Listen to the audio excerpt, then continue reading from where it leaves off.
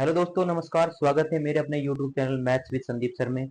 और जैसा कि आप जानते हो कि हमारी एक सीरीज चल रही है SSC CGL PYQ series.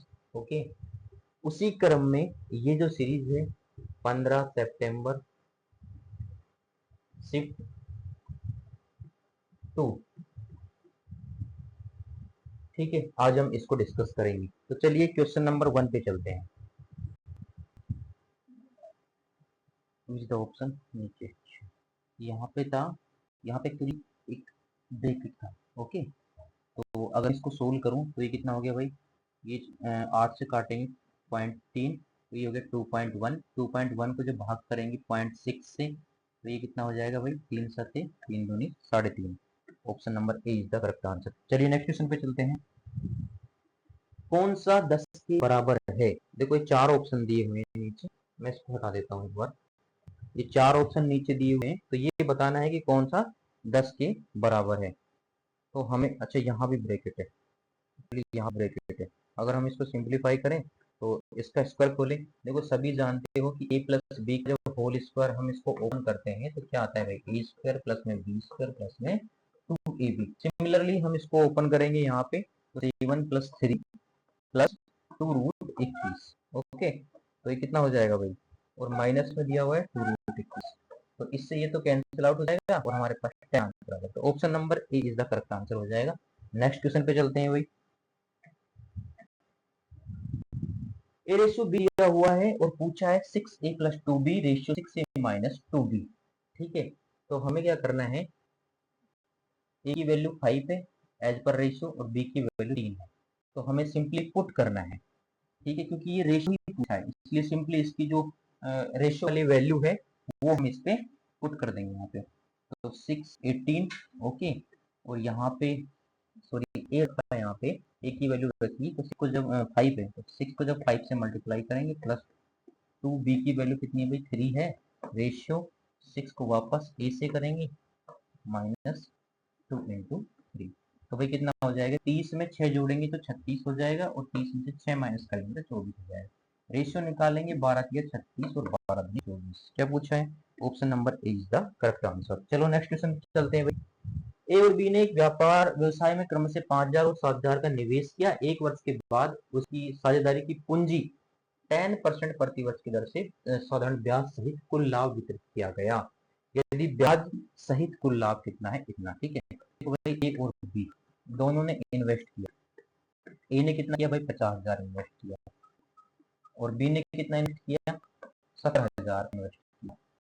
Okay, अब इनको क्या है कि 10% ब्याज भी मिलता था। अगर ए को 10% ब्याज मिला, कितना मिला भाई एक साल का ब्याज, 5,000 रुपए। और बी को कितना मिला भाई, 10% ब्याज मिलता है ना, एज पर क्वेश्चन में दिया हुआ है। तो ये क्या हो गया भाई, ये हो गया 7,000। ठीक है, तो टोटल कितना हो गया भाई, ए और बी टोटल दोनों को कितना ब्याज हो गया भाई, 12,000 रुपए मिले। तो प्रॉफिट हमें कितना दिया हुआ है, प्रॉफिट दिया हुआ है हमें 18,000 और इस 18,000 में ब्याज भी शामिल है। तो देखो ब्याज कितना हो गया भाई, 12,000। अगर इस 12,000 को मैं माइनस कर दूं तो ये ओनली प्रॉफिट बचेगा ना 6,000। अब ये प्रॉफिट है ये दोनों में बटेगा। इन्वेस्टमेंट का रेशियो कितना है, 5,000 और 7,000, तो इन्वेस्टमेंट का रेशियो है 5:7। ठीक है, अब हमें चाहिए ए वाला हिस्सा। ठीक है, तो 5/12 और इस 6,000 को डिवाइड करना है हमें। ओके, ये ए का हिस्सा आ जाएगा। तो 12×5 = 60, 5×5 = 25। तो 2500 तो ये होगी और साथ में ब्याज भी तो मिला है भाई। ब्याज कितना मिला है ए को, 5,000 रुपए ब्याज मिले, तो 5,000 रुपए ब्याज की। तो टोटल जो ए का हिस्सा कितना हो गया भाई, सॉरी 7 आ रहा है, तो ये हो गया 7,500 रुपए। तो option number B is the correct answer. Next question पे चलते हैं। 1,000 से 1,300 के बीच 25 से विभाज्य सभी संख्याओं का औसत पूछा है। देखो इस कंडीशन में हमें क्या करना होता है, 25 से विभाजित होने, देखो ये 1,000 25 से विभाजित होगी, बिल्कुल होगी। 1,300 25 से विभाजित होगी, बिल्कुल होगी। ठीक है, इस कंडीशन में हमें जब भी इनका औसत निकालना होता है तो पहली वाली संख्या और लास्ट वाली संख्या उन 2 से डिवाइड कर देते हैं। ठीक है, तो 1,000 प्लस में 1,300 और इनको हम 2 से डिवाइड कर देंगे तो हमारे पास इनका एवरेज आ जाएगा। ठीक है, हमें जानने की जरूरत नहीं है कि इनके बीच में ऐसी कौन कौन सी संख्याएं होगी। तो 1300 को जब 2 से हम डिवाइड करेंगे तो कितना आ जाएगा भाई, 1150 will be the answer. Option number A is the correct answer. Next चलते हैं। 5 क्रमागत सम संख्याएं हैं और 4 क्रमागत विषम संख्याएं हैं। अब सम संख्याओं का औसत विषम संख्याओं के औसत से 5 अधिक है। ठीक है भाई, देखो 4 तो हमारे पास सम संख्याएं हैं। अगर मैं बोलूं कि इवन और एवरेज ऑफ ओड, ठीक है, इनको मैं डिनोट कर देता हूँ। अब ये बोल रहा है कि सम संख्याओं का औसत विषम संख्याओं के औसत से 5 अधिक है यदि सम संख्याओं का योग विषम संख्याओं के योग से 30 अधिक है। तो अगर मैं सम संख्याओं के योग की बात करूं तो सम संख्या टोटल है कितनी, देखो इवन इवन नंबर टोटल 5 है और ओड वाले 4 है। तो देखो मैं अगर हूं कि सम संख्या का जो योग है, ये वाली लाइन देखो भाई, सम संख्याओं का जो योग है वो विषम संख्याओं के योग से, विषम संख्याओं के योग, टोटल विषम संख्या 4 है, उसके योग से 30 अधिक है। यही कह रहा है क्वेश्चन। ये वाली इक्वेशन समझ में आई भाई, ये वाली इक्वेशन देखो। सबसे पहले तो आपको पता होगा कि एवरेज क्या होता है। एवरेज इज इक्वल टू होता है sum of numbers upon total numbers, upon total numbers. ठीक है, टोटल नंबर्स। तो हमने क्या किया यहाँ पे, हमने यहाँ पे सम निकाला है। तो एवरेज तो दिया हुआ है, देखो ये एवरेज हमने एज्यूम किया है, एवरेज ऑफ इवन। और टोटल नंबर कितने, 5 है, तो ये 5 हो गया। ठीक है, तो यहाँ पे ये सम निकल गया। तो sum of even is equal to sum of odd, odd में हम ओड से 30 अधिक है, ऐसा क्वेश्चन में दिया हुआ है इस लाइन में। ये वाली लाइन समझ में आई।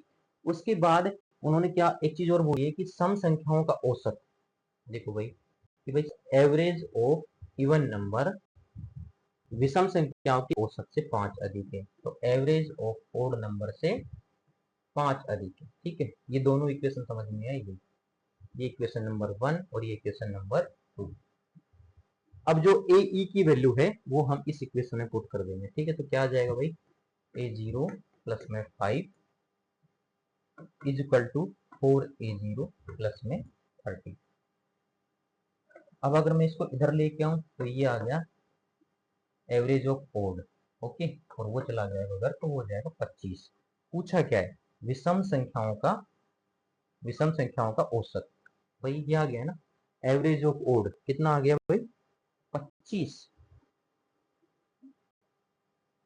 ओके, यहाँ पे 5 ही था ना भाई, ये 5 यहाँ पे मल्टीप्लाई होगा ना, तो भाई A0 कितना आ जाएगा, 5। एवरेज ऑफ ओड कितना आ जाएगा, 5। तो option number C is the correct answer. Next चलते हैं। सिंप्लीफाई करना है भाई, 350 का 80% कितना हो जाएगा, 4/5 है ना, 70, और ये 280 हो गया भाई। अगर 160 का 37 सही 1/2%, तो ये फ्रैक्शन आपको याद होनी चाहिए। 37 सही 1/2% की अगर मैं फ्रैक्शन करता हूँ तो 3/8 आता है। ठीक है, तो अगर 160 का मैं 3/8 करूँ तो कितना हो जाएगा भाई, 20 से 60। ओके, और 500 का 11% कितना हो जाएगा, 55। ठीक है, अब इसको सिंप्लीफाई कर लो तो ये कितना हो गया भाई, ये हो गया 335। 335 में से जब मैं 60 माइनस करूंगा तो हमारा आंसर आ जाएगा 275। Option number C is the answer. चलो भाई नेक्स्ट चलते हैं। अमन को 30,000 रुपए की आवश्यकता थी, उसने ऋणदाता ए से 9% और ऋणदाता बी से 6% ब्याज पर लिया। ठीक है, 30,000 रुपए की आवश्यकता थी भाई, तो उसने दो लोगों से उधार लिए, ए से और कुछ रुपए बी से उधार लिए। हमें नहीं पता कितने लिए, लेकिन ए से लिए भाई 9% की दर से और बी से लिए 6% की दर से उधार। 4 वर्ष बाद उसने केवल संचित ब्याज इतने का भुगतान किया। ठीक है भाई, ये तो रेट ऑफ इंटरेस्ट इतने से लिया था उसने, और समय कितना लिया, 4 वर्ष बाद। 4 वर्ष बाद, तो देखो 4 वर्ष बाद इसका ब्याज कितना हो गया भाई, 36%। ओके, इसका ब्याज कितना हो गया भाई, 24%। ओके, और जब इन दोनों के ब्याज को हमने निकाल के और ऐड किया तो कितना आना चाहिए भाई, 9600 आना चाहिए। ओके, अब क्वेश्चन में पूछा है यदि मूलधन को आपस में बदल दिया होता तो 1200 रुपए कम ब्याज देना पड़ता। ए का मूलधन बताना है, हमें बताना है कि भाई ए से कितने रुपए उसने उधार लिए थे। तो देखो भाई पूछा भी यही है, ए से कितने उधार लिए थे, तो हम सर्च करोगे ऑप्शन नंबर मैं एक ही रख लेता हूँ यहाँ पे 10,000। सपोज करो इसे 10,000 रुपए उधार लिए सपोज, तो 20 से कितने लिए होंगे, टोटल लिए थे ना, तो 20 से भाई 20,000 लिए होंगे। ठीक है, ब्याज हमारे पास है ही इसका अगर 10,000 का 36% हम निकालेंगे तो कितना आएगा भाई, 3600 आएगा। ये सर नो, अगर ये कितना है भाई, 20,000 है भाई, 20,000, और 20,000 का मैं 24% निकालूंगा तो ये आएगा 4800। अब इन दोनों का योग क्या 9600 आए भाई, इन दोनों को प्लस करेंगे तो ये 9600 आना चाहिए ना, तो क्या ये आ रहा है, नहीं, 84 आएगा, तो ये तो नहीं हो सकता। इट मीन ऑप्शन नंबर 1 हमारा आंसर नहीं हो सकता। अगर इन दोनों को हम जोड़ रहे हैं तो कितना आ रहा है, 84। ठीक है, तो ये नहीं हो सकता आंसर हमारा, तो दूसरा ऑप्शन पिक करेंगे हम, दूसरा ऑप्शन हम पिक करेंगे। देखो इस क्वेश्चन को करने का यही बेस्ट मेथड है। ओके, तो दूसरा ऑप्शन हम पिक करेंगे यहाँ पे।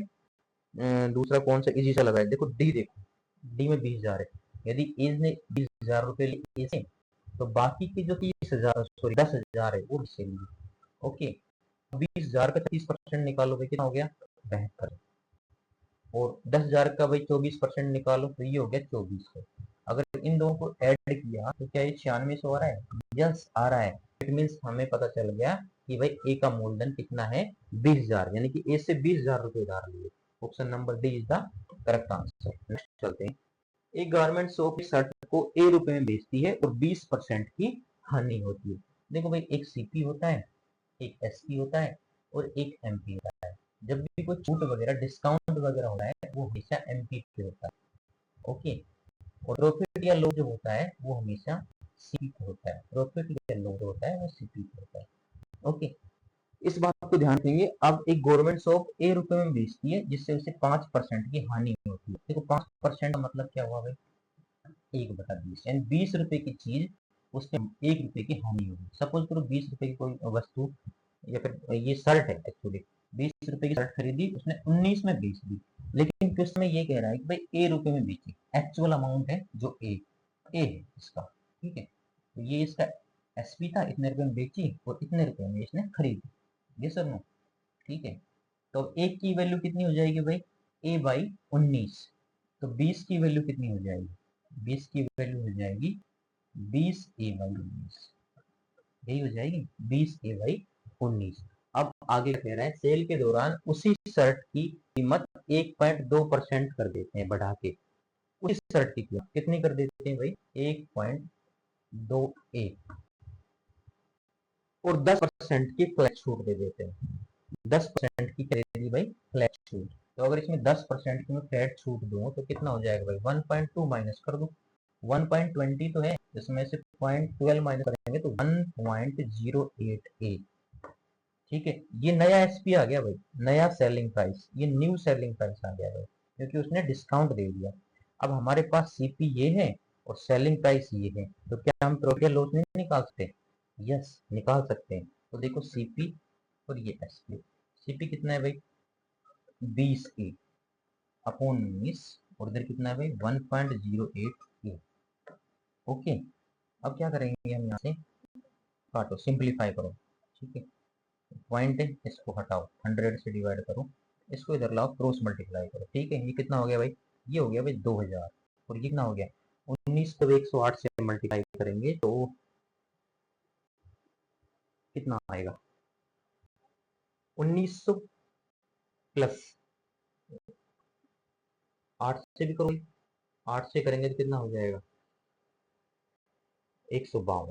ठीक है, तो 1900 और 152 कितनी हो गई भाई, ये तो भाई 2052 हो गई।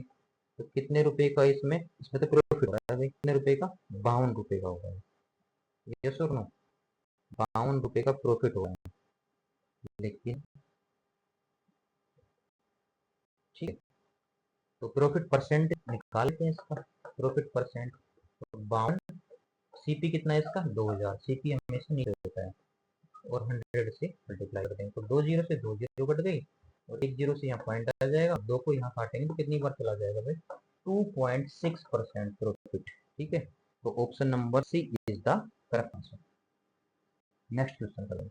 एक दुकानदार ने एक वस्तु पर उसके क्रय मूल्य से कितना अधिक अंकित कर दिया। देखो वही पैटर्न, बस हमें तो बस ये पैटर्न रखना है। ओके, अब देखो कितना परसेंट अधिक अंकित किया, 50%। अगर मैं 50% को फ्रैक्शन में लिखूं तो 1/2 होता है। ठीक है, सपोज करो उसकी वैल्यू, किसी वस्तु की वैल्यू 2 थी तो उसने 1 से बढ़ा के 3 अंकित कर दिया। देखो मान के चलो कि उसका सीपी 2 था तो उसने 1 बढ़ा दिया, 2 का 50% 1 ही तो हुआ ना भाई, तो उसको 3 अंकित कर दिया। अब आगे क्या बोल रहे हैं, ग्राहक को 10% और 20% की दो क्रमिक छूट दी थी। देखो भाई 10% ओके और 20% की क्रमिक छूट का एक समतुल्य छूट में अगर मैं कन्वर्ट करूं, समतुल्य छूट में अगर मैं कन्वर्ट करूं तो इसका तरीका होता है, देखो भाई ये भी छूट है ये भी छूट है, इनका सक्सेसिव निकालने का तरीका होता है 10 माइनस 20 माइनस माइनस प्लस हो जाएगा और यहाँ पे हो जाएगा, इन दोनों को मल्टीप्लाई कर देंगे 100 से डिवाइड कर देंगे। ठीक है, तो ये आ गया भाई माइनस में 20, तो इनकी जो समतुल्य छूट है वो कितनी आ गई 28%। अब जो एमपी है उसका 20, क्या 3 का 28 निकल सकता है? नहीं। तो देखो ये रेशियो में ही तो है, अगर मैं इसके आगे 2 जीरो लगा दूं तो कोई फर्क पड़ेगा नहीं, इससे हमारी कैलकुलेशन आसान हो जाएगी। और जब हम इस पे -28% की छूट देंगे तो 300 का 28% कितना हो गया भाई 84, -84 रुपये होता है, तो कितना हो गया भाई टोटल 216। तो ये आ गया हमारा एसपी, छूट देने के बाद क्या आ गया एसपी। और ये हमारा सीपी पूछा क्या है, अच्छा कि भाई उसको क्वेश्चन में बोला है कि उसको 80 का लाभ हुआ। देखो यहाँ हमें लाभ कितने रुपए का हुआ 16 रुपए का, लेकिन क्वेश्चन में कितना दे रखा है 80 का लाभ हुआ, कितने गुना है यानी कि 5 गुना। अब पूछा है वस्तु किस मूल्य पर बेची, यानी कि 216 की वैल्यू निकालनी है भाई। अब 216 की वैल्यू निकालनी है, ग्राहक को वस्तु किस मूल्य, what price did he sell the item to the customer. अगर सेल ही निकाल रहा है तो कितने गुना पे भाई 216 की वैल्यू चाहिए, एसपी की वैल्यू पूछी है। तो भाई ये तो रियल वैल्यू नहीं, रियल वैल्यू के लिए कितना से मल्टीप्लाई करना पड़ेगा, कितने से किया था हमने 5 से, तो इसको भी हम 5 से मल्टीप्लाई करेंगे तो 1080 इसका आंसर हो जाएगा 1080। कौन सा option, option number C is the correct answer. Next question पे चलते हैं। एक दुकानदार के पास दो प्रकार की दाल है, एक तो भाई 60 रुपए वाली और एक 90 रुपए वाली। वह उन्हें एक विशिष्ट अनुपात में मिलाकर मिश्रण को 84 रुपए में बेचता है। तो मिश्रण का अनुपात, देखो ये इसमें मिक्सचर लगेगा, मिक्सचर एलिगेशन। तो इसमें क्या होता है कि इसका प्रोसेस क्या होता है, यहाँ पे जो अमाउंट रहेगा जिस फॉर्मेट में रहेगा यहाँ पर भी सॉरी बैक कर देता हूँ, यहाँ पे और यहाँ पे जिस फॉर्मेट में अमाउंट रहेगा वो यहाँ पे भी वही रहना चाहिए। यानी कि अगर यहाँ पे सीपी है, यहाँ पे सीपी है तो यहाँ पे भी सीपी ही होना चाहिए, कोई भी अमाउंट। अगर यहाँ पे ये एसपी है, यहाँ पे भी एसपी है तो यहाँ पे भी एसपी होना चाहिए। आई होप समझ गए होगी मेरी बात, मैं क्या कहना चाह रहा हूँ। तो जो मिक्सर है, मिश्रण को कितने रुपए बेच दिया 84 रुपए में, और कितने रुपए का लाभ हुआ 20% का। 20% का मतलब 1/5, यानी कि 5 रुपए की कोई चीज और 1 रुपए बढ़ा के 6 रुपए में बेचे दी, यानी कि सीपी और ये एसपी। 5 रुपए की कोई चीज थी उसे 6 रुपए में बेच दी, लेकिन क्वेश्चन में क्या बोला है भाई 6 में नहीं बेची 84 में बेची, इसकी एक्चुअल वैल्यू बता दी। तो कितने गुना ये 14 गुना। तो अगर इसका सीपी निकालो तो वो भी तो 14 गुना ही होगा, यानी कि सीपी कितना आ गया इसका 70 आ गया सीपी। अब पूछा क्या है अनुपात, मिश्रण का अनुपात। तो देखो ये पहली दाल और ये दूसरे टाइप की दाल, तो पहली जो दाल थी वो 60 रुपए किलो वाली थी और दूसरी वाली 90 वाली, और जो मिश्रण है वो कितने का हो गया भाई 70। देखो भाई फॉर्मेट सेम है हमारा, ये सीपी है ये भी सीपी है और ये भी सीपी है। ओके, अब मैं इनका एडिशन लगाऊं तो इससे ये कितना हो जाएगा भाई 20 और ये कितना हो जाएगा 10, और अगर मैं इनका रेशियो निकालूं तो ये आ गया 2:1। क्या पूछा था इसमें, मिश्रण का अनुपात। ठीक है 2:1, option number B is the correct answer. तो ये तो हमारा पहला मिश्रण और ये सेकंड मिश्रण, उसका रेशियो आ गया। चलिए नेक्स्ट क्वेश्चन पे चलते हैं। अगर आपको कोई क्वेश्चन समझ नहीं आ रहा है, आप कमेंट बॉक्स में कमेंट करके मुझे बता सकते हैं। अगर आपको सजेशन देना है उसके लिए भी आप कमेंट कर सकते हैं। ठीक है, चलो नेक्स्ट क्वेश्चन करते हैं।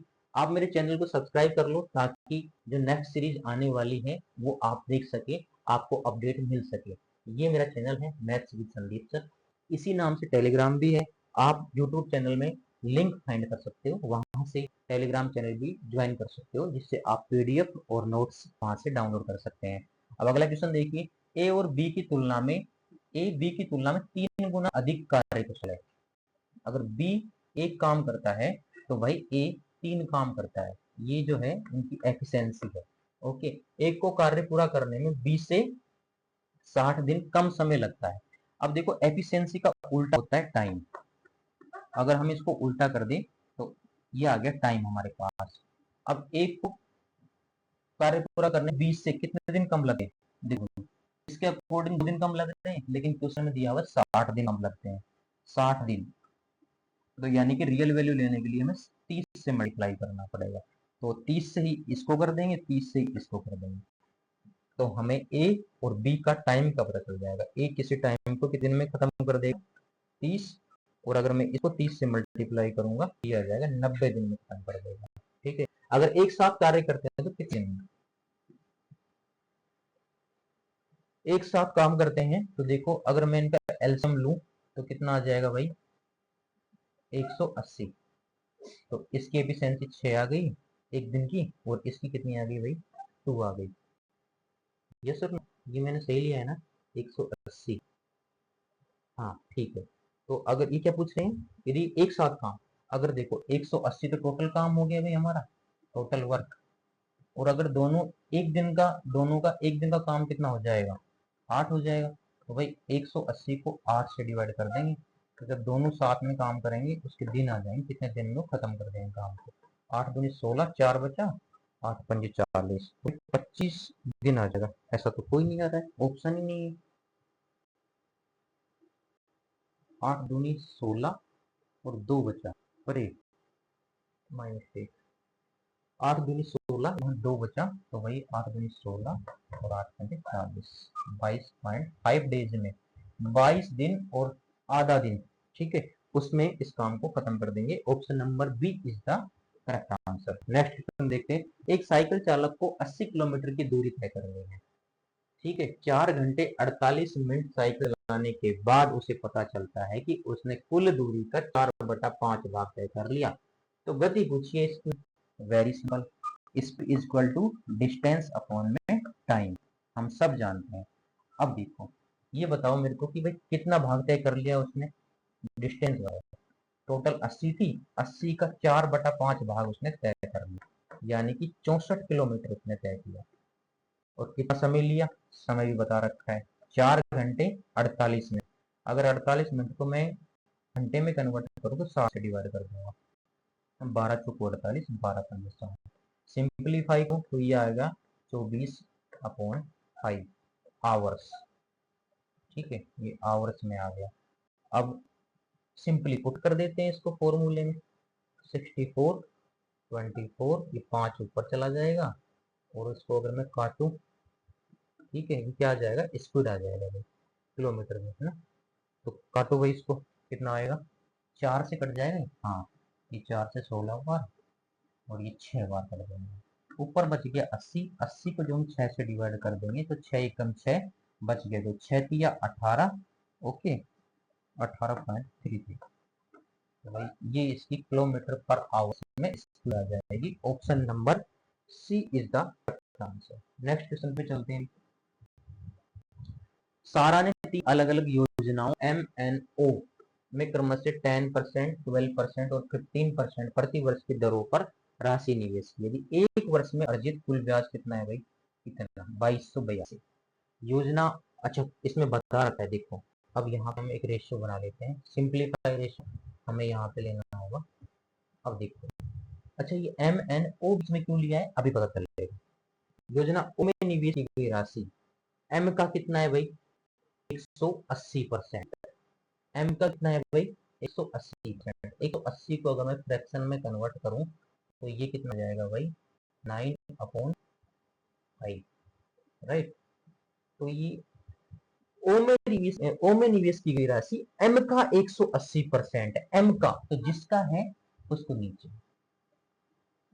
और ये ओ में निवेश की गई राशि हो गई, ठीक है। तो ये हो गया भाई 9, राइट, समझ में आया। अब आगे बोल रहे हैं वो कि भाई ओ में ही निवेश की गई राशि एन का 250% है, एन का 250% है। अगर 250% को मैं सिंप्लीफाई करूं, ठीक है, तो क्या रेशियो आया भाई, 5/2। तो ये किसका है, एन का, तो जिसका होता है उसको यहाँ पे, और ये 5 क्या हो गया भाई, ये ओ हो गया, ठीक है। आगे बात समझ में, ये वाली बात समझ में आई। इस रेशियो को इस तरीके से सिंप्लीफाई कर देंगे, ठीक है। अब देखो इसको सिंप्लीफाई करने के लिए 9 को इधर कॉपी कर देंगे और 5 को इधर कॉपी कर देंगे, और अगर इसकी फाइनल जो हमारा रेशियो निकालूं तो कितना आ जाएगा भाई, 45, और ये आ जाएगा हमारे पास 18, यही आ गया। अब वो कह रहा है कि भाई 10%, 12% और 15% प्रति वर्ष की दरों पर राशि निवेश की उसमें, ठीक है। तो अगर मैं इसका 10%, 12%, 50% निकालूं तो थोड़ा सा कैलकुलेटिव हो जाएगा। अगर मैं इसके आगे जीरो लगा दूं तो कोई दिक्कत, भाई ये रेशियो वाली राशि तो है, एक्चुअल अमाउंट थोड़ी है ये, ठीक है। मैं अगर 250 का कितना निकालूं भाई, देखो एम में कितनी परसेंट इन्वेस्ट किया है, 10%, तो भाई ये हो गया एम का 25, और एन में कितना है, एन में 12 है, तो देखो एन में 12, तो भाई 180 का 12% मैं निकालूं तो कितना आ जाएगा, 1.8 को अगर मैं 12 से मल्टीप्लाई करूं तो 12 और 96, 9.6, 21.6, 21.6। इस तरीके से 450 का कितना हो गया भाई, ओ का है 15%। इसको अगर मैं 15% निकालूं इसका तो कितना हो जाएगा भाई, 15 चौको 60, है ना, तो 6 तो ये हो जाएगा, और 7.5 ये हो जाएगा, ठीक है भाई। यानी कि 4.5 का 15%, 75, 7, 15 चौको 60, यानी कि 67.5 हो जाएगा, यस सर, 67.5। अब क्या पूछा है उसने, तो हमको टोटल ब्याज दे रखा है, कितना है ब्याज भाई, अगर मैं टोटल ब्याज इसके अकॉर्डिंग निकालूं, भाई ये ब्याज ही तो है, ये आया जी, लेकिन रियल नहीं है ये। अगर मैं इनको ऐड करूं तो ये ब्याज ही तो निकल जाएगा। देखो करो ऐड, कितना आएगा भाई, 1.2 और 7, 9 और 5, 14, 80 ले 1 और 2 3 और 6 9, 9 और 2 11, ऑलमोस्ट इतना आएगा, ठीक है, इतना आएगा, यस और नो, है ना, 80, हाँ लगभग इतना आएगा, ठीक है। अब रियल हमारे पास ब्याज कितना दिया हुआ है, 2282, और जो जो हमारे पास रेशियो के अकॉर्डिंग आया है वो कितना आया है, 1100, 114.1, पॉइंट हटाएंगे ऊपर एक शून्य लगा देंगे, अगर इसको डिवाइड करो तो ये 2 टाइम्स चला जाएगा, यानी कि 20 आ गया, ओके। यानी कि हमारी जो रेशियो वाली वैल्यू है उसको अगर हम 20 से मल्टीप्लाई करेंगे तो रियल वैल्यू आ जाएगी। अब हमें पूछा किसकी है, एन की वैल्यू, तो देखो भाई एन की कितनी है, ये 180, 180 है ना, हाँ यस, एन की वैल्यू 180 है। तो अगर एन की हमें रियल वैल्यू चाहिए तो भाई कितने से मल्टीप्लाई करेंगे, 20 से मल्टीप्लाई करेंगे, तो 3600 जो होगी ये इसकी रियल वैल्यू होगी। तो option number C is the correct answer. Next question पे चलते हैं। जमीन पर एच ऊंचाई का एक ऊर्ध्वाधर खंभा खड़ा है, बिंदु पी से खंबे के शीर्ष का उन्नयन कोण कितना है भाई, ठीक है। ये देखो ये खंबा है एच, ओके, यहाँ पे बिंदु पी है, और पी से अगर इसके शीर्ष का उन्नयन कोण में देखूं कितना है भाई, 60 डिग्री। अब होता क्या है, बिंदु पी से 10 मीटर दूर एक बिंदु, देखो ये तो पी था, इसके 10 मीटर दूर चलेंगे तो एक बिंदु क्यू मिलेगा, ओके, क्यू मिलेगा एक बिंदु यहाँ पे, और कितने डिग्री का कोण बना रहा है ये, 30 डिग्री का कोण बना रहा है, 30 डिग्री का कोण बना रहा है, यस और नो। तो खंबे की ऊंचाई पूछी, भाई ऊंचाई बता दो। ओके, बस हमें ये पी और क्यू के बीच की दूरी दे रखी है 10 मीटर और हमें ऊंचाई बतानी है। ओके, तो थोड़ा सा आपको एक रेशियो याद रखना पड़ेगा, ये हाइट एंड डिस्टेंस से सवाल है। जब भी कभी कोई राइट एंगल ट्राइंगल हो, आपको कुछ रेशियो याद रखने हैं, ठीक है। अगर राइट एंगल ट्राइंगल में ये वाला रेशियो 30 डिग्री है, कितना है भाई 30 डिग्री, देखो इसका रेशियो ये हो जाएगा √3, ये हो जाएगा 1 और ये हो जाएगा 2। अगर इसका एंगल 60 डिग्री है तो देखो क्या होगा, ये हो जाएगा 1, ये हो जाएगा √3 और ये हो जाएगा 2। देखो ये वाले रेशियो आपको याद रखने हैं। अगर ये वाले रेशियो आपको याद हैं तो देखो इस वाले ट्राइंगल की बात कर रहा हूँ, ये 1 हो जाएगा और ये √3 हो जाएगा। यस और नो? अब मैं बड़े वाले ट्राइंगल की बात कर रहा हूँ, ठीक है। तो उसमें ये हमारा कितना है भाई, ये देखो 30 है ना, तो ये पूरा कितना हो जाएगा √3 हो जाएगा और ये कितना हो जाएगा 1। लेकिन क्या ऐसा पॉसिबल है कि ये हाइट ही √3 है और हाइट ही 1 है? नहीं है ना।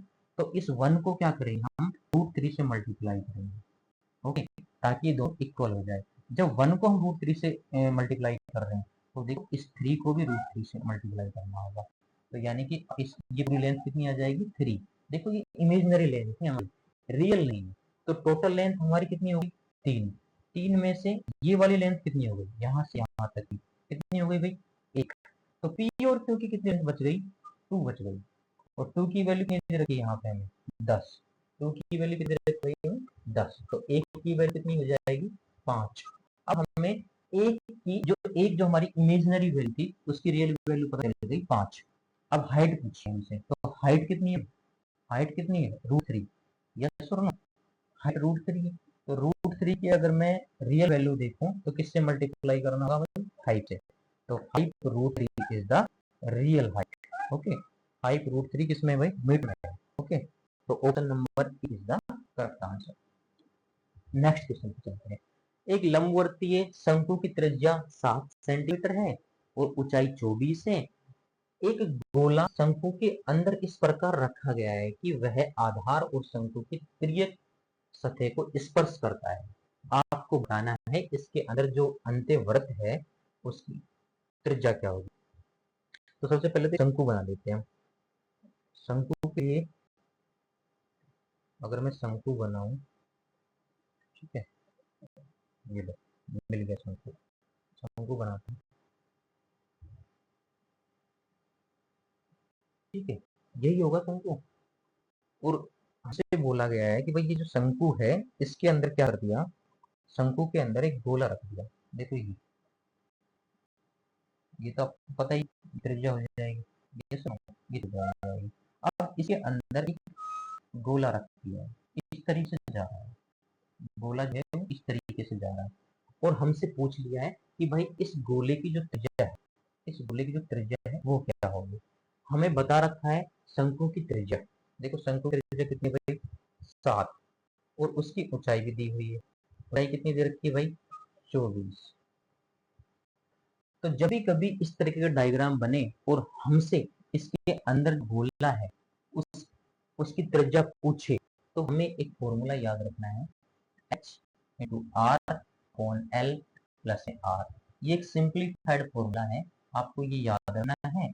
h की वैल्यू यहाँ पे रख देंगे 24 जो दी हुई है क्वेश्चन में, r की वैल्यू 7। ओके, अब देखो यहाँ पे ये 90 डिग्री का कोण बनाएगा, तो ये 24 है, ये 7 है, तो ट्रिपलेट से ये वाली 25 हो जाएगी। देखो हमें याद होना चाहिए 7, 24 और 25 ये एक ट्रिपलेट होता है। यस और नो? एक ट्रिपलेट होता है। तो एल की वैल्यू कितनी हो जाएगी भाई 25 और आर की वैल्यू कितनी हो जाएगी 7। तो टोटल में अगर करूँ यहाँ पे 24 × 7 और नीचे कितना हो गया 32। 8 से काटो भाई, 8 के 24, 8 चौको 32। यस और नो?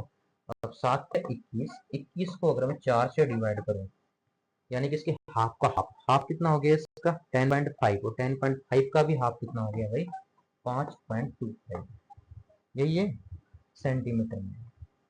तो ये हमारा आंसर हो जाएगा, option number A is the correct answer.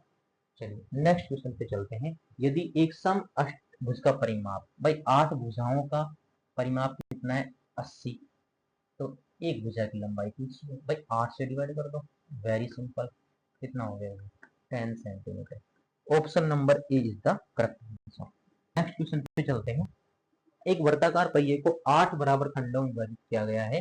यदि एक खंड का क्षेत्रफल 45 है तो पहिए की त्रिज्या बतानी। इस तरीके का वर्गखंड है, ठीक है, इसको 8 भागों में बांटा है, इस तरीके से 8 भागों में बांटा है।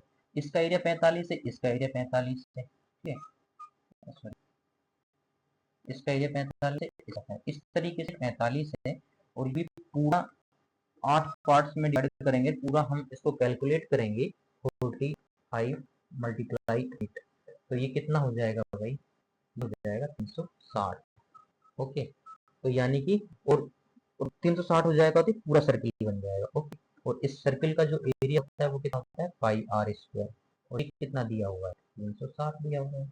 ये सुनो, अब हमें रेडियस निकालनी है, ठीक है, सिंपली निकालनी रेडियस आर स्क्वायर अपॉन 360, पाई जब नीचे जाएगा तो 22 मल्टीप्लाई हो जाएगा 7। ये सुनो, तो ये हो जाएगा कितना भाई 11, और ये 180, 18 7 कितना हो गया भाई 126।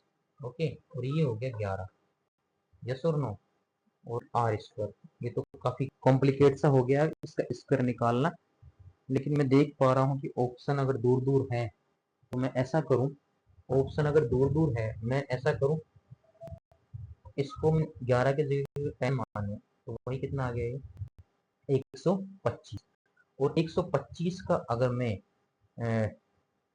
रूट करूं तो कितना आएगा, लगभग 5√5 आएगा, लगभग क्या पूरा ही आएगा। ओके, और 5 का अगर मैं रूट निकालूंगा तो भाई 2 से तो ज्यादा ही आएगा, 2 से तो ज्यादा ही आएगा, लेकिन फिर भी अगर 2 के अकॉर्डिंग देखूं तो 10 आएगा, यानी कि इसका आंसर 10 से ज्यादा आना चाहिए। तो 10 से ज्यादा तो एक ही, option number C is the correct answer. चलो भाई नेक्स्ट क्वेश्चन पे चलते हैं। यदि किसी प्रिज्म का पार्श्व पृष्ठीय क्षेत्रफल कितना है 240, ऊंचाई है 8, तो आधार का परिमाप बताना है। सबसे पहले तो आपको पता होना चाहिए किसी भी प्रिज्म का पार्श्व पृष्ठीय क्षेत्रफल क्या होता है।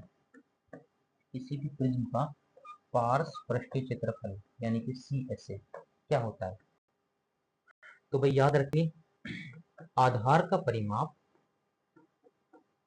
आधार का परिमाप को मल्टीप्लाई कर देंगे इससे, आधार के परिमाप को हम ऊंचाई से मल्टीप्लाई कर देंगे तो हमारे पास निकल जाएगा CSA, और ये हमारे पास दिया हुआ है 240। आधार का परिमाप पूछा है, आधार पेरीमीटर P लिख देता हूँ इसको ना, और ऊंचाई कितनी दी हुई है भाई 8, तो अगर P निकालूंगा तो कितनी आ जाएगी 30 सेंटीमीटर इसकी ऊंचाई आ जाएगी। तो option number A is the correct answer. Next question पे चलते हैं। एक समीकरण दे रखी है और आपको बताना है कि भाई इसको हल करो और x और y के जो कोऑर्डिनेट आएंगे वो क्या आएंगे। देखो मैं इसके जस्ट नीचे अगर मैं इसको लिख दूं और मैं इसको ऐड कर दूं दोनों इक्वेशन को, या माइनस कर देता हूँ, मैं इसको माइनस कर दूं तो देखो ये और ये तो कट जाएगी, यस और नो, 2x में से ये प्लस हो जाएगी तो ये हो जाएगा भाई 3x हो जाएगा, ठीक है, इधर तो कुछ बचा ही नहीं, और ये हो जाएगा प्लस, नहीं सॉरी माइनस हो जाएगा -4, तो x की वैल्यू कितनी आ जाएगी, ये 4 दे जाएगा अपॉन 3, तो x की वैल्यू कितनी आ जाएगी 4/3। क्या कुछ गलती नहीं, फिर से देखते हैं, -x है ना, देखना जरा 2x प्लस में 1, तो इस वाले इक्वेशन को भी अगर मैं y माइनस कर दूँ, ओके, इसको माइनस को तो ये प्लस हो जाएगा x, और ये माइनस हो जाएगा, तो किया है ना, तो ये y से y कट गया, और ये हो गया भाई 3x, और ये हो गया 3, ओके, ये 0, थोड़ा सा गलती करते हैं यहाँ पे, तो भाई x की वैल्यू कितनी हो जाएगी यहाँ पे 1। तो देखो x कोऑर्डिनेट 1 आना चाहिए, यहाँ पे नहीं है, यहाँ पे नहीं है, यहाँ पे भी नहीं है, यहाँ पे है, तो y कोऑर्डिनेट निकालने की हमें जरूरत नहीं है, तो ऑप्शन नंबर ए का करता है। नेक्स्ट चलते हैं, इस व्यंजक को सरल करें। देखो भाई इसको कितना लिख सकते हैं हम 49 to 2, तो क्या आ गया भाई 7√2, इसको क्या लिख सकते हैं 16 मल्टीप्लाई 2, तो ये क्या आ गया भाई 4√2, इसको कितना लिख सकते हैं भाई 5√2। ओके, सबको मैं √2 में ले आया तो हम इसको इजीली सिंप्लीफाई कर सकते हैं। तो 7 और 5 12 हो गया, 12 में से 4 है तो 8 हो गया, 8 root 2 is the answer. Option number D is the correct answer. Next, यदि दो वर्ग अंतिम रूप से स्पर्श करते हैं तो कितनी होगी? तो बेनिस्ट स्पर्श रेखाएं होंगी, 1 होगी। एक वर्ग है और दूसरा इसको आंतरिक स्पर्श कर रहा है इस तरीके से, तो इसकी एक ही तो उभयनिष्ठ स्पर्श रेखा होगी। तो option number B is the correct answer. चलिए नेक्स्ट क्वेश्चन चलते हैं। दो जीवाएं हैं ए बी और सी डी, लंबाई में बराबर है दोनों की दोनों, वर्ग के केंद्र से 10 सेंटीमीटर की दूरी पर है। ओके, अगर लंबाई में बराबर है तो इतना तो डेफिनेट है कि दोनों केंद्र के एक तरफ तो नहीं होगी, केंद्र के दोनों तरफ होगी। ठीक है, चलो एक बार देखते हैं कैसे होगी। ये अगर वर्ग है, ठीक है, ये अगर वर्ग है तो होगा क्या, ये केंद्र है, एक जीवा अगर इधर है तो दूसरी इधर होगी, तभी तो सेम लेंथ की होगी भाई, है ना, तभी तो सेम लेंथ की होगी ना। यस, और अगर मैं यहाँ से मिला दूँ तो ये हो गई रेडियस, सिमिलरली यहाँ से मिला दूँ तो ये हो गई कितनी, रेडियस। ओके, अब क्या पूछा है कि भाई वर्ग के केंद्र से 10 सेंटीमीटर की दूरी पर है, तो भाई यहाँ से और यहाँ तक की दूरी बता रखी है 10, और ये भी 10 बता रखी है। ओके, त्रिज्या दी हुई है, कितनी दी हुई है त्रिज्या, 26 दी हुई है, तो ये पता लग गया। ट्रिपलेट हो गया ना भाई, 10 24 और 26। तो देखो 10 दे रखा है, 26 दे रखा है, तो ये वाली वैल्यू कितनी हो जाएगी, 24। अगर ये वाली 24 हो जाएगी तो आपको इतना पता होना चाहिए कि केंद्र से जब जीवा पे लंब डलता है तो उसको दो पार्ट में डिवाइड करता है, तो ये भी 24 हो जाएगी। ये वाली कितनी हो जाएगी फिर, 48 सेंटीमीटर की हो जाएगी, और दूसरी वाली सेम लेंथ की। ठीक है, पूछा क्या है, ए बी की लंबाई, तो ए बी की पूछी या सी डी की पूछी, 48। चलिए नेक्स्ट पे चलते हैं भाई। 6 सेंटीमीटर त्रिज्या वाले एक वृत्त के त्रिज्यखंड का केंद्रीय कोण इतना है तो उसके संगत वृत्तखंड का क्षेत्रफल बताना है। ठीक है भाई, तो हमें इस कंडीशन में करना क्या होता है, देखो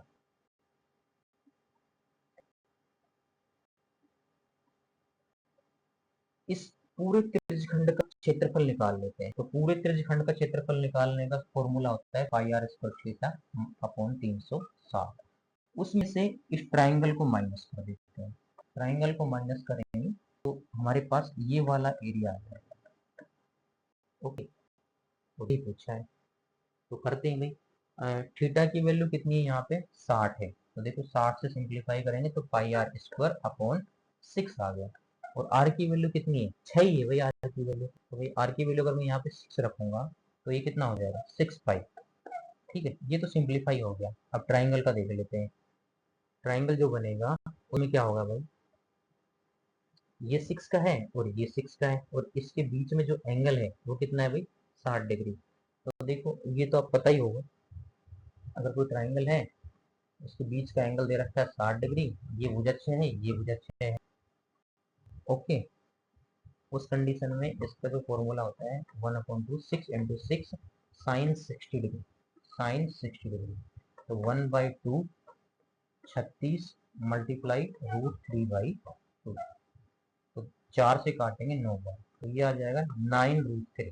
ट्राइंगल का एरिया कितना आ गया, 9√3, तो इसमें से माइनस कर देंगे 9√3, तो हमारा ये आंसर आ जाएगा।